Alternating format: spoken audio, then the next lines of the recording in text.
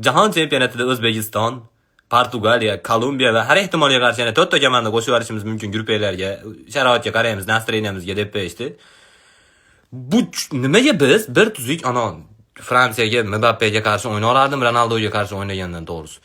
Eng qizig'i o'shunga tushuvdik. Yo sizlar monolar bilan o'ynaysizlar deb bizni o'tkazib qo'ydi, men tushunmay qoldim. U xohlaganda ham u bunday turib Barsa, Real, Bavariyaga qarshi o'ynaysizlar deb qo'ya olaman endi ular xohlasa. U bo'lmaydi-yu. Hozir endi mana Kolumbiyada ham James Rodriguez ish ko'rsatadi mana shu. Faoliyati davomida gol urmasdan jahon chempionatiga borib yo eng chiroyli gol urib qo'yib, yo hali eng ko'p gol urib qo'yadigan peyli bor uni. Ronaldoga qarshi o'ynash u qanday ikkala taraf gol ursa ham bo'lib o'tiraman men endi. U qanday qilib ko'raman u endi. Hali to'ta komandani ham bilmayman kim chiqadi endi hali joydan. Paq etib Manchester City deb bo'lmasa bo'ldi deb yasa endi u. Ammo Saudiyaga maza qilyapti. Saudiya bormay qo'ysa ham bo'laveradi, ashidan qaytsa ham bo'laveradigan bo'lib ketdi. Yurpasin.